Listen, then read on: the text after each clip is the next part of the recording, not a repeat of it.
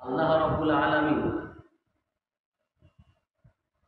আমাদেরকে লক্ষ্য করে বলছেন, ওয়ালতাকুম মিনকুম উম্মাতুন ইয়াদউনা ইলাল খায়র। তোমাদের মধ্য হতে এমন একটা দল হওয়া দরকার বা দল হওয়া উচিত যারা কল্যাণের দিকে লোকদের আহ্বান করবে পাঠায়। মানব সম্প্রদায়ের প্রতি লক্ষ্য করে বলা হচ্ছে, ওয়ালতাকুম মিনকুম উম্মাতুন ইয়াদউনা ইলাল খায়র ওয়া ইয়া'মুরুনা বিল মা'রুফ ওয়া ইয়ানহাউনা আনিল মুনকার। ওয়া ইয়া'মুরুনা বিল মা'রুফ, তারা ভালো কাজের নির্দেশ দেবে, ওয়া ইয়ানহাউনা আনিল মুনকার, আর মন্দ কাজ থেকে লোককে নিষেধ করবে। আমরা এর থেকে একটা কথা বুঝতে পারলাম, আল্লাহ রাব্বুল আলামিন পৃথিবীতে যে মানুষগুলো পাঠিয়েছেন, বিশেষ করে আমরা এখানে মুসলিম অমুসলিম নির্বিশেষে বর্তমান পৃথিবীতে যত মানুষ আছে সবাই কিন্তু উম্মতে মুহাম্মদ। উম্মত দুই প্রকার, একটা হলো উম্মতে দাওয়াত, একটা হলো উম্মতে ইজাবাত। উম্মতে দাওয়াত তাদেরকে বলা হয় যাদের কাছে দ্বীনের দাওয়াত পৌঁছানো, তারা হলো উম্মতে দাওয়াত। যারা এখন দ্বীন ইসলাম গ্রহণ করেনি, দ্বীনের দিকে তাদেরকে আহ্বান করা হবে, তারা হবে উম্মতে দাওয়াত।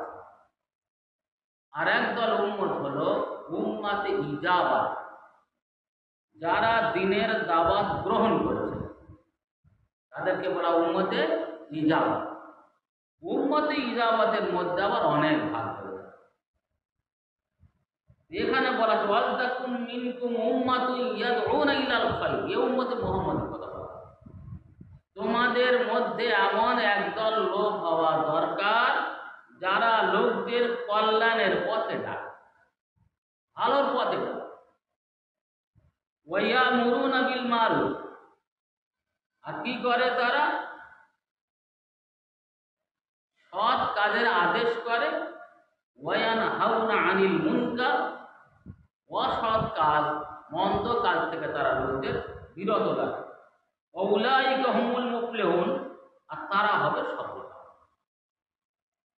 আজ যদি আমরা খুব লক্ষ্য করে দেখি, নবী আলাইহিস সালাতু ওয়াস সালামের উম্মত আমরা, আমাদের কাজ কি, আমাদের কেমন হওয়া দরকার?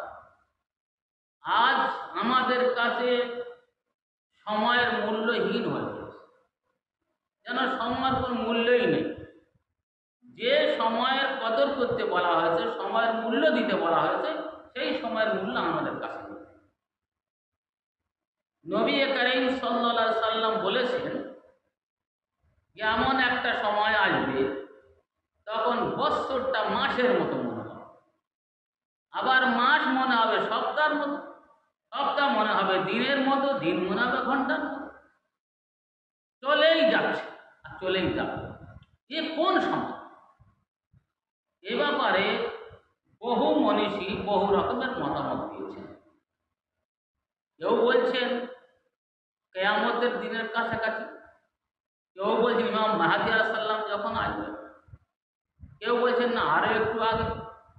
সর্বোপরি কথা হলো, এখন থেকে যদি আমরা দেখি, আমরা বুঝতে পারবো আমাদের দিনটা, আমাদের সপ্তাহটা দিনের মধ্যে এসে গেছে। বর্তমান সময় মনে হবে এই যে গত দুদিন আগে বোধ আমরা জুমার নামাজ পড়ি, তার এই আছে এত সংকীর্ণ বলে মনে হয়। তার মানে হলো এটাই, সময়ের বরকত উঠে যাচ্ছে, সময়টাকে একেবারে সংকীর্ণ হয়ে যাচ্ছে। সহজে বুঝতে পারছে। তাহলে সময় থাকতে আমাদের সেই কাজগুলো করা দরকার। সময় থাকে এরকম আমাদের চিন্তা করা দরকার যে আমাদের অবসর সময়টাকে গুরুত্ব দেওয়া দরকার কর্মব্যস্ত হওয়ার আগে। মানে আমরা যখন অবসর থাকবো, ফাঁক থাকবো, আমাদের কাজে মজবুত থাকবো না, অবসর আছি, অতএব আমরা খুব একটা বিড়ম্বনার মধ্যে নেই। তাহলে আমাদের উচিত যে আমরা যেন দিনই কাজে লেগে যাই, আল্লাহর ইবাদতে লিপ্ত হই, সৎ পথের আদেশ করে অসৎ কাজে নিষেধ করি, বিভিন্নভাবে যেন দিন যে পথে যাচ্ছে আমাদের সেই পথে যেন আমরা যেতে পারি। এটা হচ্ছে অবসর সময়টার গুরুত্ব দিতে হবে। কিন্তু আমাদের কাছে অবসর সময়ের গুরুত্ব নেই, বরং বিভিন্ন রকমের কথাবার্তা কার্যকলাপ আমরা চালিয়ে যাচ্ছি। বিশেষ করে দেখা যাবে চা দোকানে গেলে ফজরের সময় উঠে ফজরের নামাজ পড়লো অনেকে, আবার চা দোকানে গিয়ে এমন ধরনের গল্প জুড়লো যে তার সে আর অবসর সময় নেই, কর্মব্যস্ত, সে কাজে ব্যস্ত হয়ে গেছে, অবসরের সময় নেই। অথচ তার উচিত ছিল সামান্য প্রয়োজন সেরে আবার তার কাজে সে ব্যস্ত হয়ে যাবে। কি অন্য কাজ না, আল্লাহ জিকিরে লিপ্ত হবে, কোরআন তেলাওয়াত করবে, জিকিরুল্লাহ করবে, বিভিন্ন কাজ করবে। অনুরূপভাবে যদি আমরা দেখি আমাদের সুস্থতা, রোগগ্রস্ত হওয়ার আগে সুস্থতা, মানুষটা সুস্থ থাকে, এর কিন্তু কদর করা দরকার। যেহেতু সুস্থ অবস্থায় ইবাদত করতে তার যত আনন্দ লাগবে, যত ভালো লাগবে, সহজে করতে পারবে, অসুস্থ অবস্থায় সেরকম করা সম্ভব হবে না। অতএব আল্লাহ যতক্ষণ আমার সুস্থ রেখেছেন, আমি এই সময়টুকু যেন আমি খুব ভালোভাবে আল্লাহর ইবাদত করতে পারি, দিনই কাজ আত্মনিয়োগ করতে পারি। কেননা অসুখ হয়ে গেলে, রোগগ্রস্ত হয়ে গেলে সে আর সেরকম কাজ করতে পারে। সাথে সাথে এটাও মনে করতে হবে